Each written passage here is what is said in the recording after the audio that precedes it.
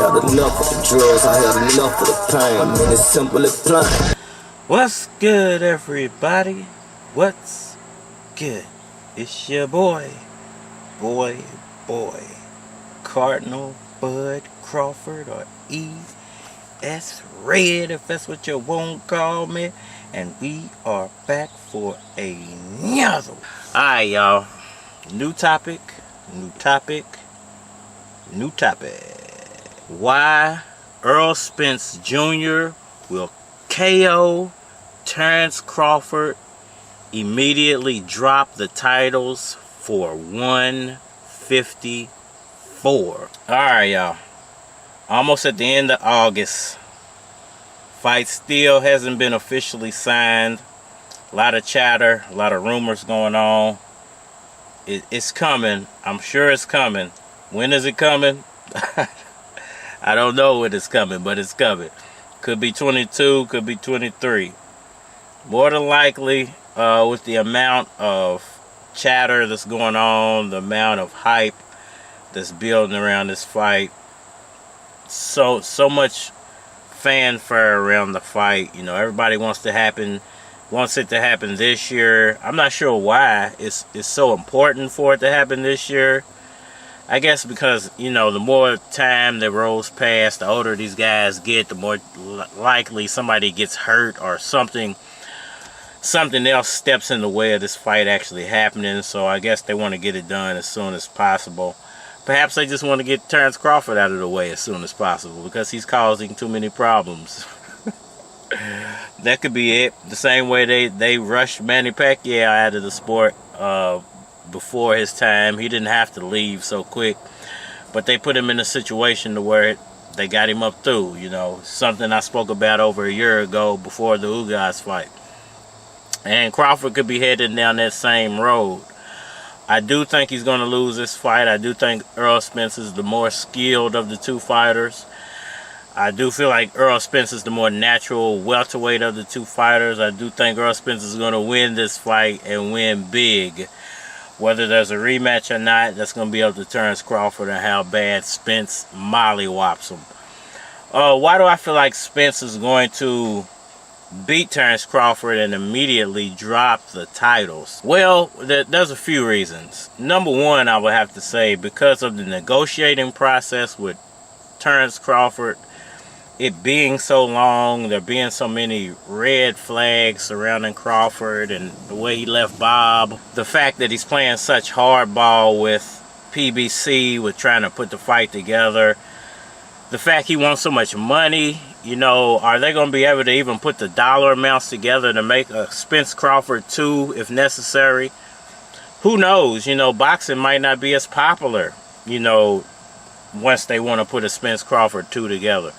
There might not be as much money to throw around once Spence and Crawford. Fans might not be involved.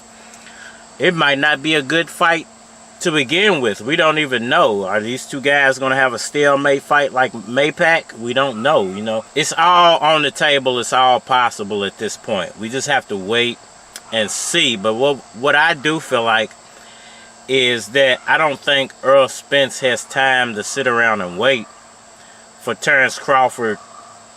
Once he does win this first fight, once he does beat Crawford, does Errol Spence want to sit around and wait for Terence Crawford for potentially another year? Potentially 2 years? Does Spence hurt Crawford to where if there's a rematch clause, and I think that's another thing, you know, maybe Spence wants a rematch clause, maybe Spence is has enough confidence in himself to where he doesn't even want a rematch clause because he doesn't want to wait around for Crawford. Maybe he just wants to be undisputed. Maybe undisputed is the only thing he's shooting for in this situation. He just wants to say, hey, I unified all titles at 147. Now I can move on to 154. I can go do my thing. I can go fight a Charlo. Maybe Charlo decides to drop the titles at 154 because, you know, they are friends. Perhaps they don't fight each other. Perhaps Charlo moves up to 160 and allows Errol Spence to do his thing at 154. And it's crazy because, you know, there are fighters moving from 147 to 154, that Errol Spence might end up having to fight again at 154 just to become a champion at 154, which would be crazy and ironic all in itself. But, you know, crazier things have happened in the boxing world. But I do feel like, I don't feel like Errol Spence has another year, has another 2 years to stick around 147 to wait for Terence Crawford for a rematch. It's going to be interesting to see if they opt for a rematch. Nobody at this point knows what's in that contract. Nobody at this point knows what exactly the holdup is. We're assuming the holdup is the money, and that Terence Crawford wants more money is the reason why this fight hasn't been signed. But it actually could be that there is no rematch clause. Errol Spence Jr. is extremely confident that he beats Terence Crawford and doesn't need a rematch clause.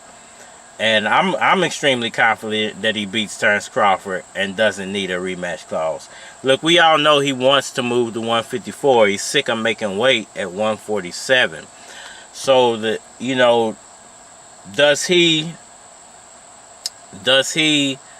force himself to have to stick around 147 for another year solely to appease Terence Crawford? Does Terence Crawford force him to stick around another year or 2 years because of a rematch clause? And you know, that throws all type of monkey wrenches into Errol Spence's 154 plans, because sticking around 147 for another year means Boots and Virgil are in play at that point. You know, if he beats Crawford and immediately drops the titles, you know, for 154, that means he doesn't have to fight Boots or Virgil or whoever else is coming up as a 147 fighter. Even Josh Taylor is supposed to be moving at some point to 147, so he could be in the mix. But immediately Boots and Virgil, because they're number 1 and number 2, you know, Boots I think is number 1 in the IBF. It's either Virgil or Boots for the WBO, and then it's it's either Boots or Virgil for the WBA, and then it's Virgil for the WBO. Boots is number 2, and then the WBC, I'm not sure which one of those guys are 1 and 2, but they're interchangeable either way it goes. He's either 1 or 2 in all of the sanctioning bodies. So if he fights Terence Crawford, beats Terence Crawford gets injured in the process, and Errol Spence has to wait around for a year, 8 months to a year, for Terence Crawford to heal up and then come back. What does he do in the meantime? You know, those 2 fights are going to come into play. The sanctioning bodies are not going to keep allowing Errol Spence to bypass his mandatories, because he's already done it, I think, twice or 3 times. He did it for the Pacquiao fight. He did it for the Ugas fight. And he did it because he got into the car accident. So it was 3 times. So he didn't fight his mandatory because he was in the accident. Then he didn't fight his mandatory because of Pacquiao.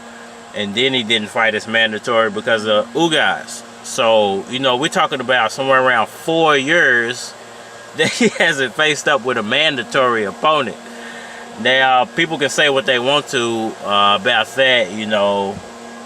Argue it however you want to argue it, but it is what it is. How long are the sanctioning bodies going to allow Errol Spence to not face up with his mandatories? And is it in his best interest to just drop those titles once he beats Terence Crawford, whether there's a rematch clause or not? Now, I don't know how that affects him. If there's a rematch clause and he decides like, hey, I don't want to stick around for another year to a year and a half, 2 years, would he be fined something? Or I'm assuming there would be some type of fine for dropping the titles and not honoring the rematch clause. I'm not sure what other sanctions they could put on him besides a fine. Let me know what y'all think about that down in the comment section below. Hit that like button for me. Share. Subscribe. Tell a friend. Holler at me on all social media platforms. Facebook, Instagram, YouTube. But you're more likely to get a response on the tube. So holler at me over there if you want a response. I think I'm done rambling for now.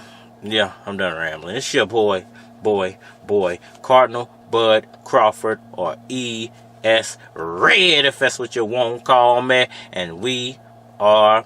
Staying in my IG, hating like a motherfucker.